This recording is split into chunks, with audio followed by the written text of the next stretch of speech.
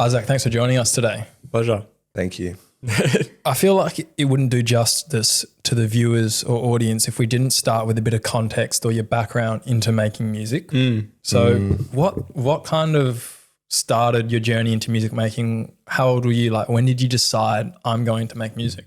I think as soon as I knew it was a thing, it interested me. And my earliest kind of memory of music production is using GarageBand on my iPhone and just combining loops. Yeah, I grew up in a pretty musical household. Dad plays piano and has speakers all throughout the house and kind of piqued my interest in music more generally. But then music production, as I say, GarageBand was a thing. And then I think I kind of stopped that for a couple of years. I would have been around, I want to say under 10. I was like seven or eight. I remember being like about to hop in the shower and like procrastinating hopping in the shower because I was combining GarageBand loops.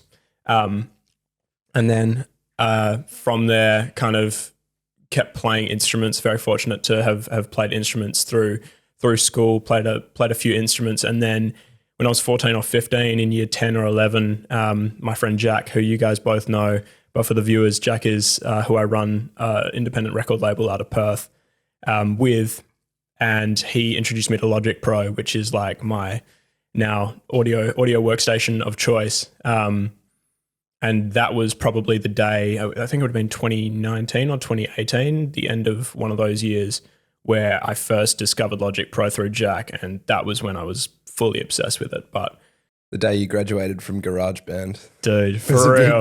For real. So that would have been while you were in high school. So in those later years of high school, are you still like at school thinking I'm going to go do like a commerce degree or that sort of thing? Or you know, I'm going to make music the moment I finish here and I'm going to start all of this stuff? Yeah, I mean, the other big passion of mine that I've had since a young age was aviation. So I'd actually am very fortunate to have trained as a pilot through high school as well. And that was going to be what I immediately pursued following high school. And then later years of high school, as I became more obsessed with the music production, I was kind of like, all right, maybe we give this a crack. But to answer your question, yeah, it was something that I was like, once school is out, I'm going to push this harder.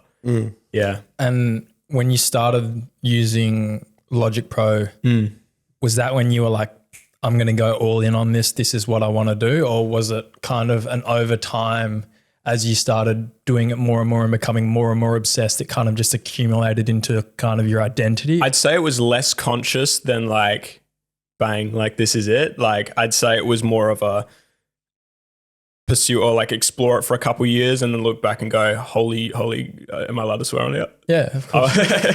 I'm looking back on the last couple of years and being like, holy shit, this kind of consumed like a lot of my time.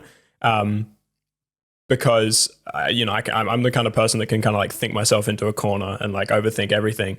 And so looking back on it and being like, I'm obviously interested in this without choosing to be interested in this. Like it's a real organic like passion that I found just by looking back and seeing how much of my time it's consumed from me just organically wanting to do it is kind of how that I suppose decision partly manifested itself, but also just the fact that like it's a lot of fun and it continues to be a lot of fun. So when was the moment that I decided that I wanted to really pursue it? It probably would have been this year, to be totally honest with you. I was still studying to do other things. And, you know, as I say, like looking back and being like, this has consumed a lot of my time. Having consumed a lot of my time, I got quite a bit better at it over the years. And I'm like, well, maybe we do explore it now, because I am at a point where I feel like my abilities are at a level that I can share my stuff and be comfortable sharing my stuff. And it's taken forever to get there. But I'd say that was the point where I was like, maybe we do explore more serious, consistent releases and see kind of what happens with it. And I'm still kind of at the start of that period. So like for the regular person, the non-music producer, what is the difference between like a GarageBand and Logic Pro, and what is Logic Pro like the industry standard? Is just the capabilities of Logic Pro are far above any other sort of software? And why was that kind of when you went, okay, this is serious now? Yeah, I think Logic Pro is quite similar to, the Ableton. Reaper is another one. Pro Tools is probably what you'd hear being the industry standard. Like Adobe Audition. Adobe Audition. I mean, to be honest, I wouldn't be surprised if people were making music in Adobe Audition. People make music in what's called Audacity. You guys know Audacity? It's like a free.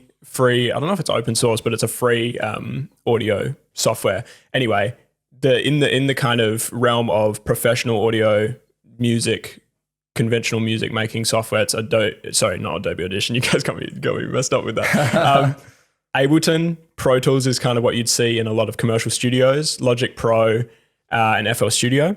I think the decision to do Logic Pro was because of that. That's what Jack introduced to me. Isn't Logic the Mac supported one? That's the other thing as well. Yeah, sure. So Apple makes Logic Pro.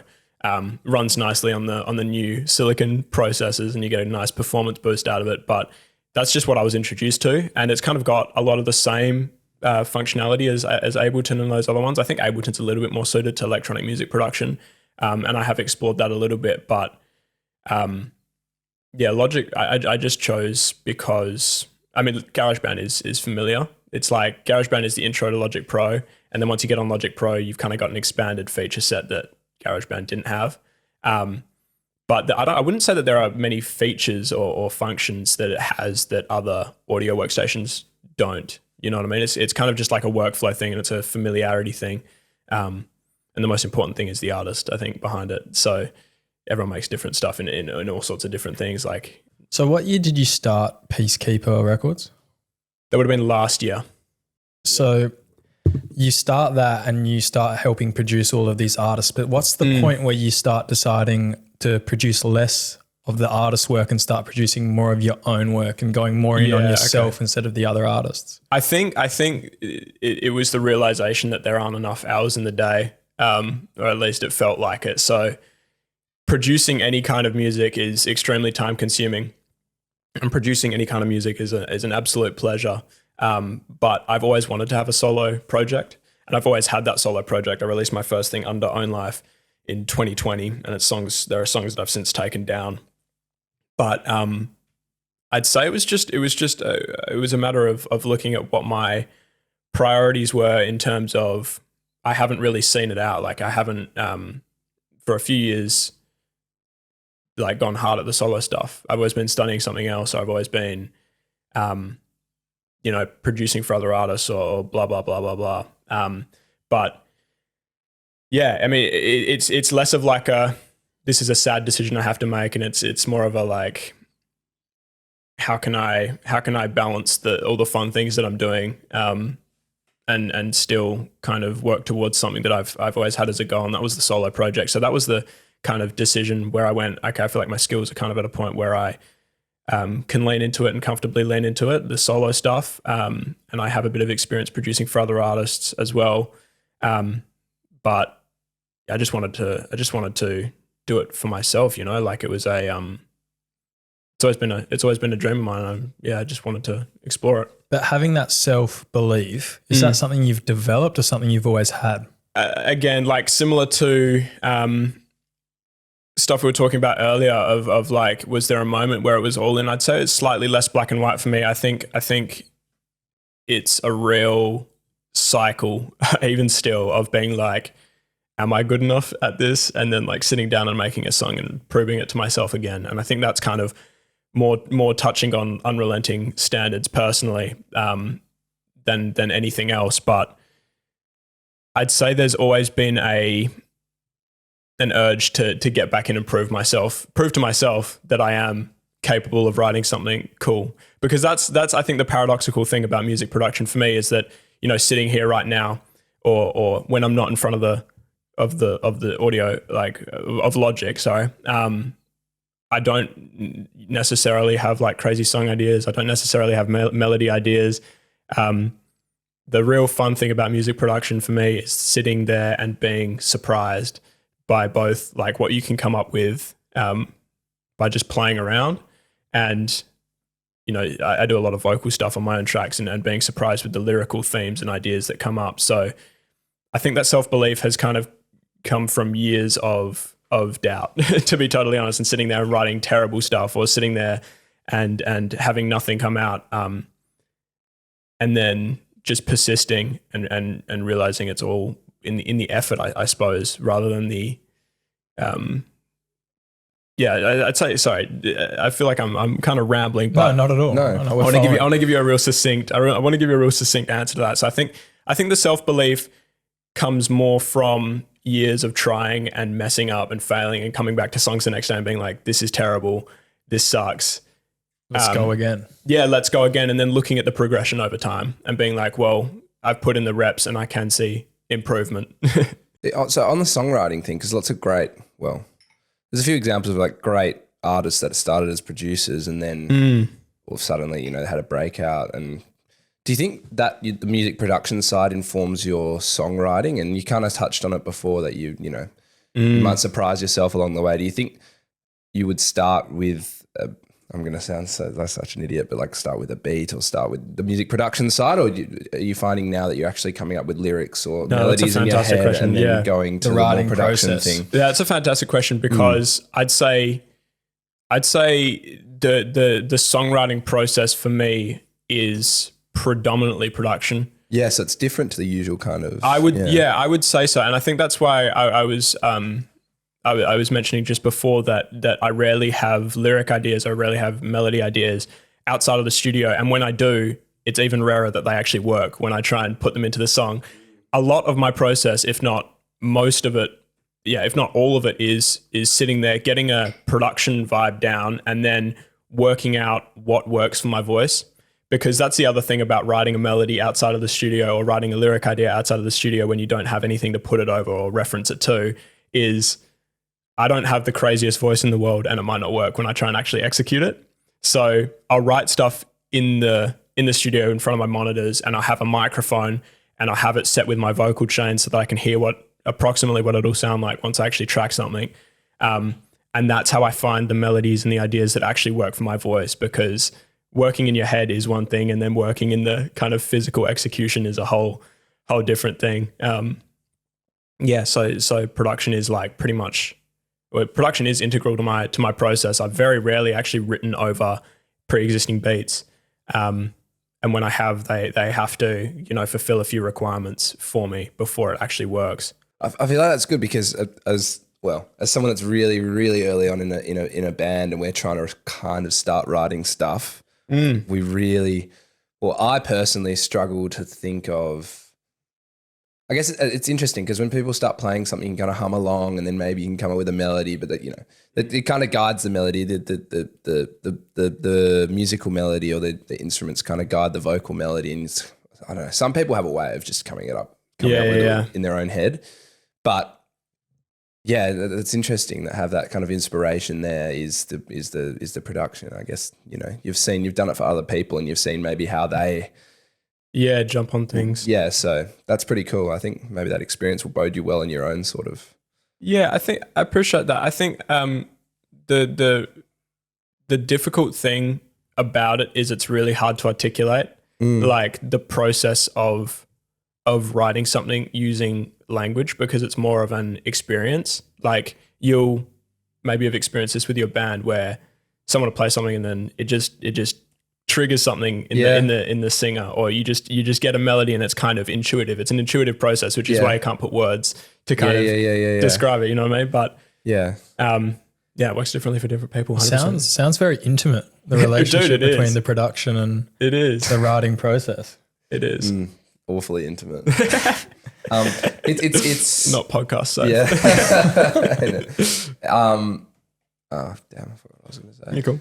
Yeah. Dance.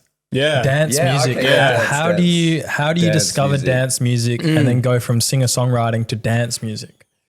Yeah, so I'd say the turning point for me was What's or Not in 2023. So I knew of this guy called What's or Not. And I think I'd been tagged in a reel of his where he was saying I'm searching for support acts for my Australian tour. And I was like, all right, I'm going to I'm going to make a video. So I made a video saying, this is my application to support you on the Perth leg of your Australia tour. And everyone shot up in their comments, to my surprise. Everyone kind of, it showed me that I have more of a community behind me than I maybe sometimes think. But yeah, everyone showed up and he saw the video and actually got the slot. So I played a set that was slightly electronic, but it wasn't, I wouldn't say it was like dance music. I was still kind of doing what I would call the singer-songwriter thing at the time with, I suppose, a few more electronic elements. And obviously for that show, I wanted to play my most electronic stuff, the stuff that I thought would suit it the best. But I played my set and I actually ran the set off my laptop. I was playing songs in their entirety. I think it's important to preface this by saying my introduction to kind of live music and everything was through photographing bands. And bands obviously play their full songs, introduce the next one, full song, introduce the next one. So that's the kind of format I played my set, though I was playing more electronic music off a computer, like playing synths, singing, doing finger drumming. And then we watched What's So Not set. And he did a kind of combination of a DJ set at the very end and also I want to say like seamless live experience, because it was, songs were all blended together in a similar fashion to how you might DJ, but he was performing live elements of it. And I was like, wow, so okay, there's definitely more of a seamless experience that can be created through a live performance. And I really dug the kind of music, which was dancier. So you had the E, you just needed the DM, right? That's it. So is that a main? Is that like an underlying? Is that like brother. That's great. Is that like an underlying aspect of EDM? Is that it's just never stopping, right? It's kind of like it's just a one big sort of performance in a way. Just quickly. Yeah. Have you seen that Zac Efron movie where it's like the DJing one with Emrata and Zac Efron? I don't know if I have. There's a DJ movie with Emily Ratajkowski and Zac Efron. What the hell? No, I've never seen that before.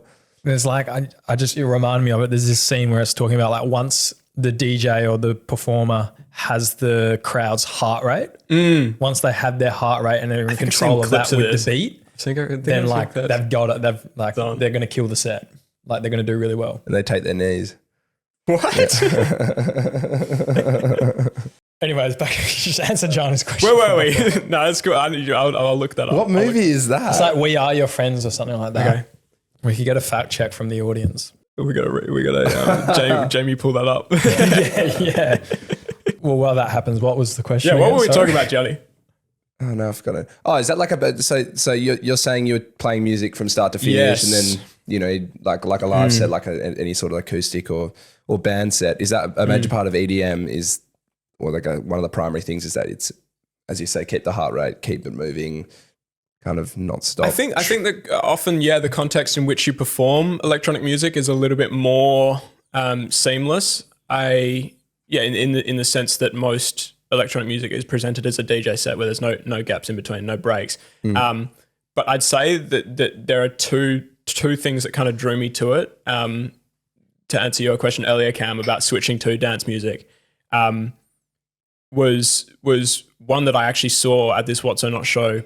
People moving and people dancing and people kind of not getting bored and having a good time. I don't want to say I've seen people getting bored at my shows, but I thought it was a much more engaging presentation of his work.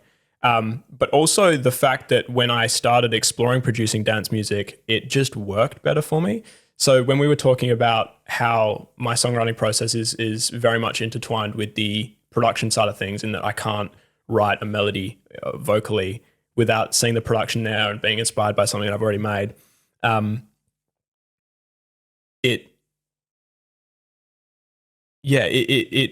I sit down to write a dance song, it just works better for me. I think it leans in favor of more processed vocals.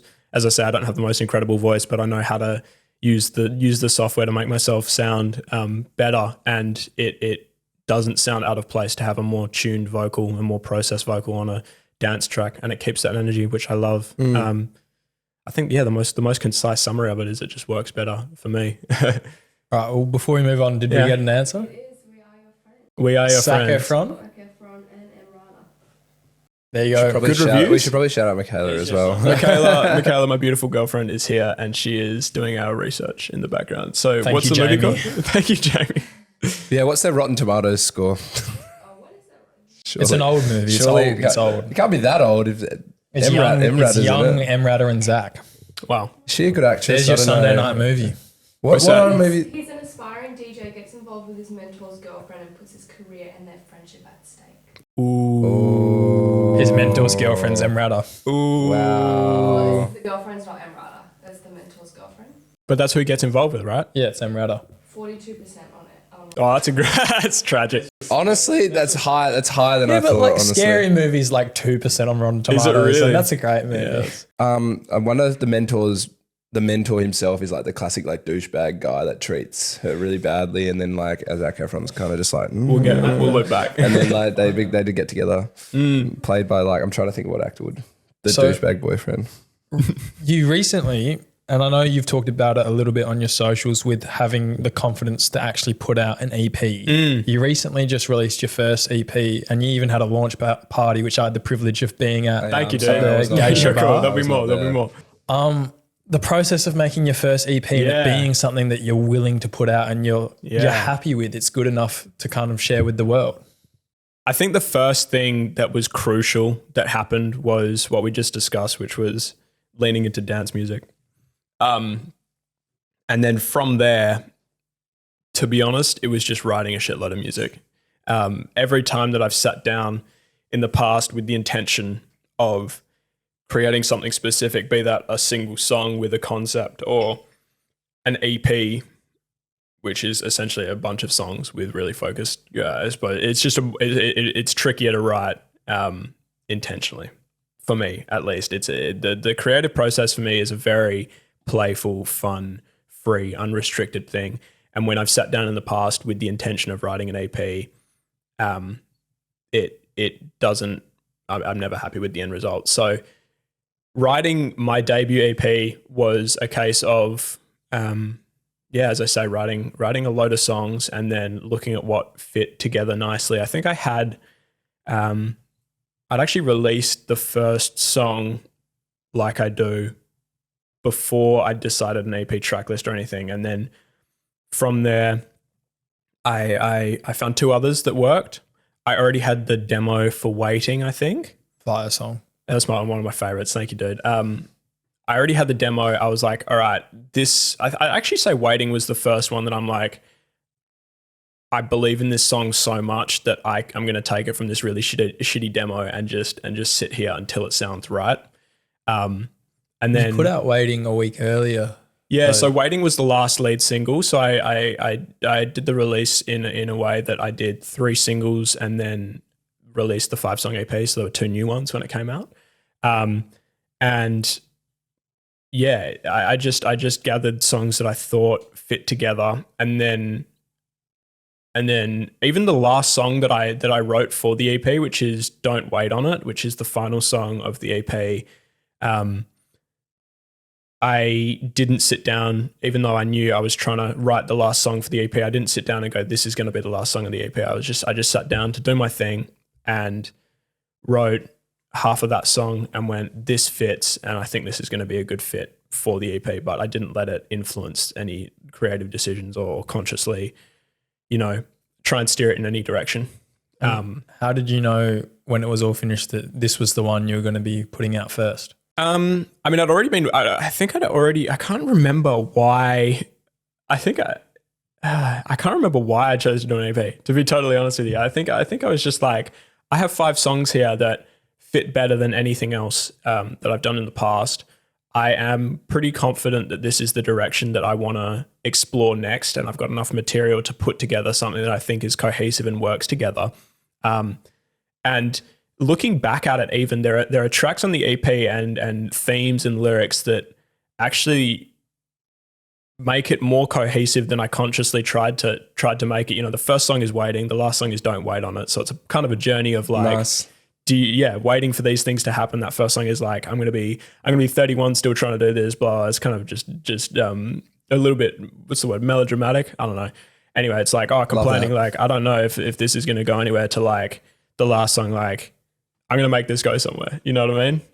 And then even the lyrics in Don't Wait on It, I wrote the line, join the circle, let the fever take you high, before I'd named Talking Circle. Like it was, or I'd named it Talking Circle, which is the second or third track of the EP. And then I'd written that lyric, but I'd not actually consciously made the link between them. So it's like when I've written these lyrics, somehow it's created something more cohesive than maybe it would have if I'd tried to intentionally, or at least made it more cohesive in a less kind of cliche, cringe way, for lack of a better term. I'm just happy with how it came out by trusting the process, I suppose, you know? Performing the EP. Yeah. So you had an EP launch at is it Geisha or Geisha? I've been pronouncing it Geisha Bar. I think it's Geisha Bar, Perth's most decadent nightclub. I think that's where COVID broke out. Remember, there was one. YouTube Sorry, algorithm. There was one time where, oh yeah, true, I forgot about that. Anyway. No, it's good, it's fine.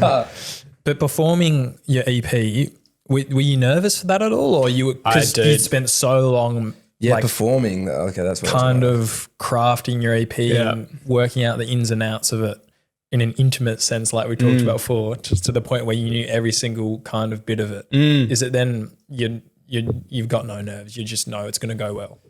I mean, performing in general is probably the most nerve-wracking thing that I do with music, but also the most exciting. Before pretty much every show that I've done, and I think I'm at like around 20 now. I've done a few DJ sets and more in that capacity that I mentioned before, where I play them off my computer. Before pretty much every show that I play, I get so nervous that I'm shaking uncontrollably. And I'm just like, there's never any thought that I'm not going to do it, but performing in general is a very, very terrifying thing for me. But the EP launch was like, I didn't feel nervous until like 5 or 10 minutes before. I was like, it was really weird. But, you know, the other thing with the EP launch that was a challenge that could have contributed to nerves was that I was playing my longest DJ set I've ever done. So it was a 90-minute set. And it was my first DJ set where I've also incorporated the finger drumming. So I bought a DJ S1000, which is a pioneer piece of equipment that links in with the decks and can tell what the timing is and the BPMs and everything. So that when you do the finger drumming, it live quantizes it and make sure that the drums are on in time with the song. So that was another kind of moving part that I had to juggle. But yeah, 90-minute DJ set with that and the live vocals and performing for a debut EP and my first headline show. So there were lots of things that contributed to nerves, but to answer your question, I wasn't actually as nervous as I think I could have been or would have anticipated being, you know what I mean, until pretty close to the show, like 10 minutes before. And then I was like, okay, yeah, this is... You definitely crushed it. I mean, thank you, dude. Everyone was involved, even your girlfriend, Michaela, dislocated her knee. She was dancing so hard. Should we tell that story? Surely that's a sign that your dance music is good dance music. Yeah. It's like hurting people, so maybe not. In the best way possible. So Michaela, my beautiful girlfriend, came along, and how deep into the set were we? We were like halfway through maybe? Oh, but like I would say an hour and 15. So we were near the end of the set. Okay, it was probably 2/3 of the way into the set, and you know, BPMs were starting to rise. And Michaela jumped on the dance floor. You had the heart rate, and you just I had them, and then knees were dislocated. Is the abridged version. A shortened version? Is that what abridged means? Knee was dislocated, abridged, yeah. Yeah. So I looked up and Michaela had started coming onto the dance floor and was like doing a thing. And then she kind of just like went down and like... I've seen the video. I've never seen that move before. That's crazy. Yeah, I was like, where her head's in the corner and just goes out of the screen. It's pretty uncomfortable. But my first thought was, oh, she's rolled her ankle. And then my friend Jack started like carrying her off. And I was like, oh, Michaela's got bad knees. I forgot about this. And then I was like, I know exactly what's happened. And I just wanted to make sure that we didn't need to call an ambulance, because if it had stayed out, we would have needed an ambulance. Do I continue playing the set or do I call an ambulance? What's that? No. So when I realized that she was being carried off, I was like, oh, she's got bad knees. I hopped on the mic and I was like, can we get somebody to help her off? And then off. Somehow I said, Jack, Jack. She sent Jack back to tell me that she was all good, and the knee had popped back in. Because if it had stayed out, we You've would got have all needed an that, ambulance. the vocal stuff on you, like somebody save me. It's like auto-tune, like reverb. Have you seen that? It's like, who was the person there that's like, it's, I don't know, one of these. Travis Scott or something is like, yeah, and then he falls off this stage and he goes, yeah. I did have auto-tune on as well when I was saying it. So. Somebody had my girlfriend. But she was all right. The knee was swollen, and there's been a bit of a rehabilitation process. But She's just so supportive. Yeah, so no, supportive thank you. No, nothing that needed an ambulance, but thankfully. Well, one of the songs, and we've talked about this a little bit. I'm not a dubstep connoisseur, right? But I can appreciate good dubstep. It's just crazy. And I would say, would you say the bass drop in 20 is similar to dubstep? I'd say it shares electronic elements. I'd say it's more bass house, which I don't know if you'd call like a subgenre. I don't know if it's dubstep. Dubstep in my mind is more like 140 BPM. Like bangarang. Yeah. What's like valley basses? You know, you got A, I, O, U, and it go wow, wow, like that kind of like that's one of the other elements of dubstep in my mind. So I'd call it bass house to answer your. But making question. a song like 20 where it's got that big drop and then it's because I can only imagine editing the podcast and like say when I'm rewatching it to edit it and going through something like a few times, and I've seen it probably 3 or 4 times by the time it's come out. Yeah. I can only imagine how many times you've listened to a song and how many times you've re-listened to just a little segment to tweak it to get it right. Do you get ear fatigue from listening to a bass drop like on repeat for hours on end? Yes. To answer your question, yes. I mean, like with any music, if you spend so much time on a song, you lose that objectivity. So a massive thing for me now when I'm making stuff is trying to get it to sound as good as it can, as fast as I can, because then you position yourself to be as close to a listener who's never heard it before for the first time. And if you can pull in a few sounds and get, you know, it does take a little bit of getting lucky, to be honest with you. It's like, I'm going to search the right term for a starting sample, or I'm going to pull up a preset that inspires me in the right way, and then having like a chain of other events. So let's do an example. I feel like without doing the example, it might be a little bit more convoluted. So let's say I sit down to write a track and I open up Serum, which is a synth, and I find a preset that I really like. That's the first thing you have to tick, okay, is for me, finding a preset or a sound that inspires you or sets the right mood. Next thing is chord progression, tempo, drums, vocals. On top of vocals, you got lyrics and melody, and all of these things kind of have to click together, and for me click together in a quick enough way that I am still excited by the song when I finish it. So that's why I just sit down to write with no kind of intention and no pressure on myself, because for those things to all go right, you really just have to be open to it and not try and control the process. So with a song like 20, it was similar, because I'd actually just been to Fred again. I wrote that song. I got home from Fred again, and I knew I wanted to make a minimal bass, housey kind of song. And I searched up noise bass. I found one, I think it's like that first in the drop of 20, and pulled down a simple house beat, and then pulled that in. And I'd say the chorus of 20 in a suppose at a similar like level of polishedness to how the final result came out. I'd say that core idea, which was that bass drop, came about in about 20-25 minutes, and not much change from there to the actual release version. So I'd say I got lucky, as I say, in the sense that I wrote that chorus and had it sounding good enough that I was still excited about it, but still had it sounding kind of more complex. But I only got there from, I don't know, I suppose, however many other tracks that I've tried to write like that didn't work. Is another way to get around it, you'll make something, leave it, sit on it for a couple of days, and then come back and listen to it again without listening to it with those days in between? Yeah, I think that time in music production is the most underappreciated production element or songwriting tool, because I was looking at this the other day. It's called the IKEA effect, where you make something and you automatically perceive it to be better, Nice. because you made it. So that's another thing.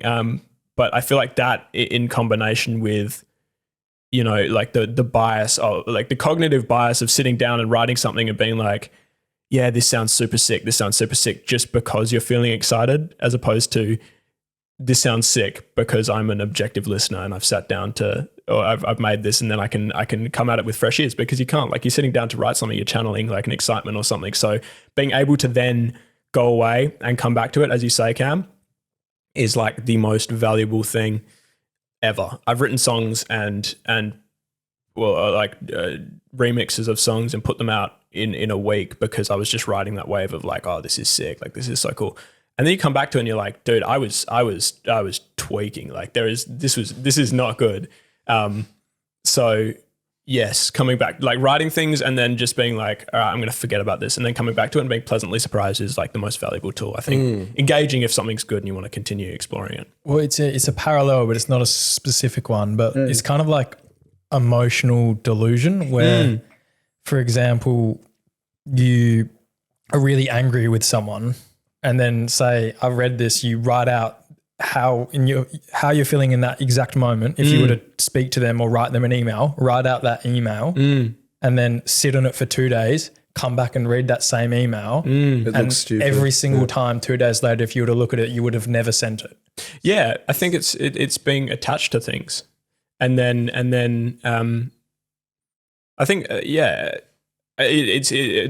way that I'm seeing that analogy is like, well, if you're angry with someone, you're about to send something to somebody, you're like, does this have any value to them? Same way that you write a song and you go, I'm excited by this, or I'm angry about this. I'm going to channel that into something. And then time gives you the kind of perspective to come back and be like, does this have any value outside of how I was feeling? I think it's music is, does this song have any value in the outside world? Maybe. Will other people connect with this? Or if you're angry writing that email, it's like, will this do anything constructive if I send it? So when you're writing, do you worry more about what people are going to, you're saying in the outside world, what people are going to think, or do you know it in yourself that you're like, okay, this is good. I don't care if people like it or not. I know this is good. Do you have that sort of instinct yet? Or because it's dance music, I guess because it's dance music, it is really important what your audience feels, right? Yeah, you talk about the euphoria and that sort of thing. I think there is more of a reference with dance music as well that helps you make that kind of assessment of, will people connect with this, and you know, will an audience resonate with this in some way? I'd say when I'm writing, there's always like a sense of like, I'm always chasing that excitement. And that's like the most foundational way that I can put it, and the most universally true way that I can put it is I'm chasing that excitement. And it's always, to be honest with you, excitement for myself, because it's incredibly inauthentic for me to sit there and try and anticipate what other people might like. I think a really valuable thing as an artist is authenticity to yourself of what excites me, and then if other people like it as well, that's a bonus. But I do think there's like shared ground there. So like if you're writing a song and you can be thinking about the audience in the context of like, if I was in an audience, what would I like to hear? And I've made some really cool stuff that has then translated well into a DJ set, because I was thinking like, what would make an audience go like, what the fuck? You know what I mean? But if you're sitting there trying to write for an audience that you can't even relate to, like, I feel like that's where you start losing. But there is like, to answer your question, there's always I'm always chasing that like childlike wonder or a sense of excitement that you get when you write something really, really cool. And then as for whether you're thinking about an audience, it's kind of a bonus if the audience connects with it. But dance music is a cool thing in that there are conventions there that allow you to, do your thing in a way that you can kind of have some confidence will still connect with people, because they're kind of familiar with the core elements. And then from there, it's just about your unique kind of portrayal or construction of a dance song. Do you know what I mean? Like, for example, house song is like, if you want to start with start a house track that people will kind of more quickly understand. It's 4 on the floor, kind of 120, 130 kick on every quarter note. And then from there, you're free to do your thing. And it's, I feel like that's a good kind of loop back to what you asked me before, Cam, about why dance music is, because there are nice, clear elements or conventions to follow, but enough freedom to inject something new that feels like yourself into it that won't alienate people. Beautiful. Well, Yeah. is an album in the works? At this stage, to be honest with you, no. Maybe That's not the answer we were looking for. That's cool. Another EP. No kidding. Another EP. Another couple EPs. I don't think I'm at a point yet where I'm ready for an album, but I am working towards another EP. If not 2 next year, but I don't want to jump the gun. I got to write one first. A patient approach. Yeah, it's a marathon, not a sprint type thing. Well, now that you've done one and you have the confidence, do you think that will help in making your second one? Yeah, I do. I do. I think that the approach is going to be very similar. I started kind of looking for what might work for the next one. I've got a few there, but I've also got the faith that if I just sit down and apply myself for a week straight or a couple weeks straight, I'll get closer to where I want to be with it. And it's a very vague way of putting it, but it's the most honest way that I can put it is I just got to write a lot of music and then see what fits together, because I know for myself, it's harder for me to write in a real deliberate way. But I think that's on creativity. You got to get all the bad stuff out to sift through to find the stuff that works a little bit better, that gives you the perspective of what actually you do like better. It's tough to articulate, but I think you might get me. Nice. Well, I also wanted to quickly touch on Peacekeeper Records and kind of where that's at right now and where you see that going, because that's kind of the other half. Would you say it's half, or because it's less now that you've stepped away from the producing? Yeah, I mean, I find it destructive for myself personally to be like, this is 50% of what I'm doing, this is the other 50%. Like in a very similar way to like, if I sat down to write an EP, I'm not going to go every single track that I make for the next 5 tracks is going to end up on the EP and blah, blah, blah. For me, it's all a very harmonious thing in that Peacekeeper includes my project and Peacekeeper includes artists I'm really passionate about. And so I'm going to do as much as I can in every aspect of it, whether that's my music, like if I'm working towards an EP, I'm going to put everything that I can into that. But at the same time, keep myself busy, advising the other artists and listening to other demos, because it's all music and that's what I love. So it's like, I'm grateful to be more fluid about it than I have been in the past in terms of how much I'm doing on each, because it varies day to day, and it's a cool thing to be able to be that flexible with it. But to answer your question about what Peacekeeper is, where it's at and where I see it going. So Peacekeeper is a independent label that I started with my friend Jack. Started with Benison.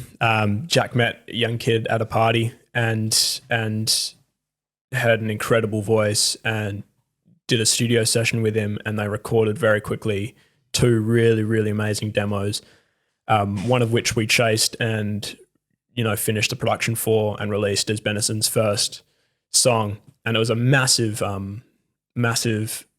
first single, and even bigger from the perspective of it being a first-time artist. So he landed on, I think it was like 14 editorial Spotify playlists, which is something that a lot of people chase to get even one of for years and don't get anything. So he got a lot of industry support and a lot of industry interest straight off the bat.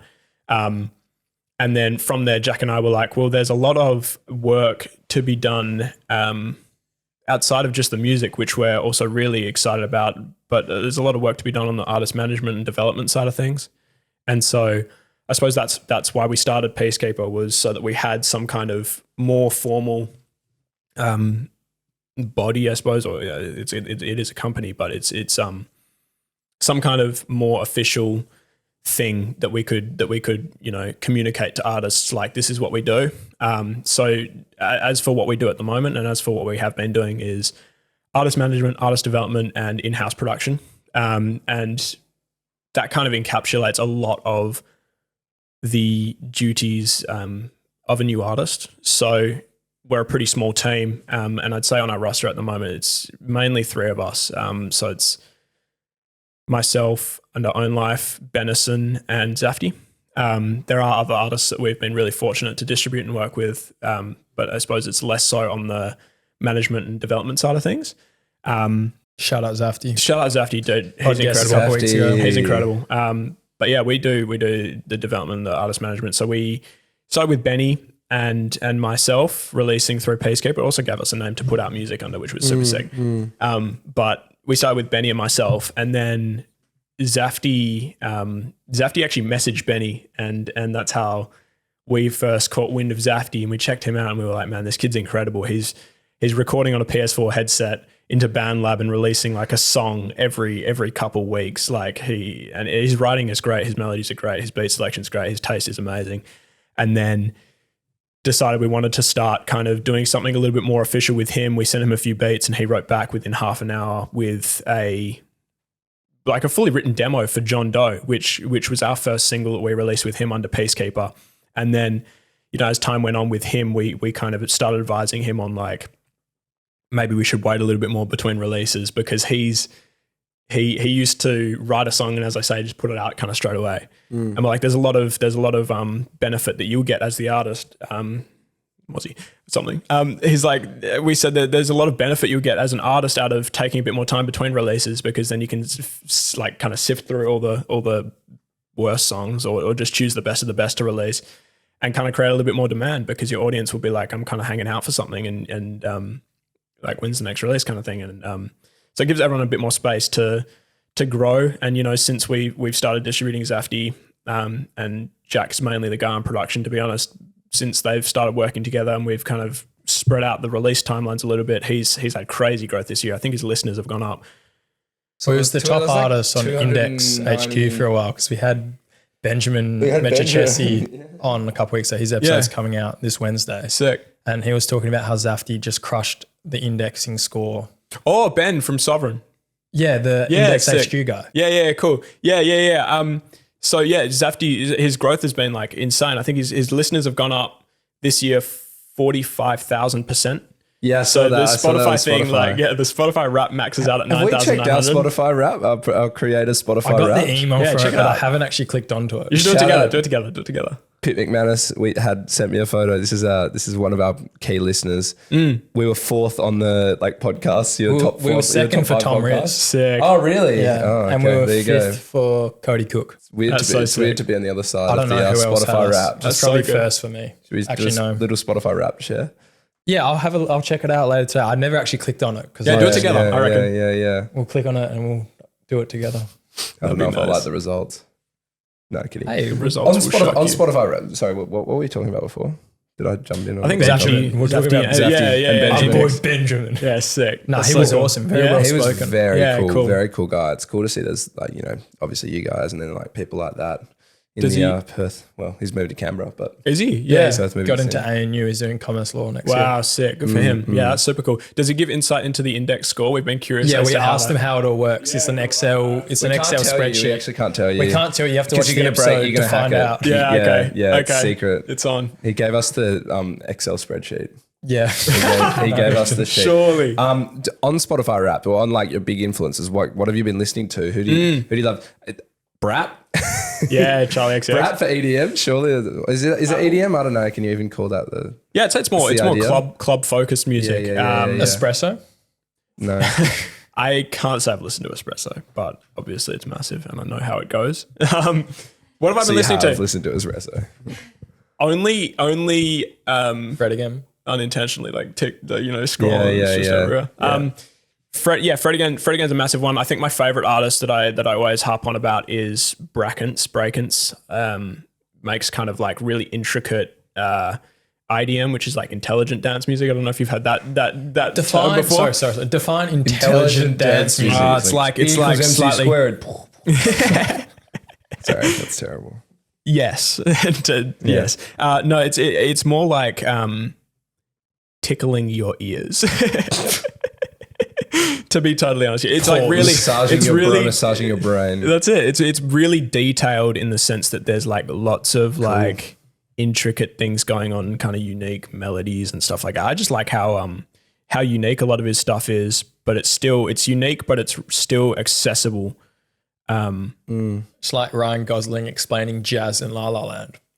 Perfect. Or The Big Short. We watched The Big Short the other day, and it's like any of the celebrities jumping in to explain Margot Robbie in a bathtub explaining really how intricate bonds like work. financial concepts. Margaret explaining junk bonds or whatever. Yeah. CP, what the cross package? What were they? What are they anyway?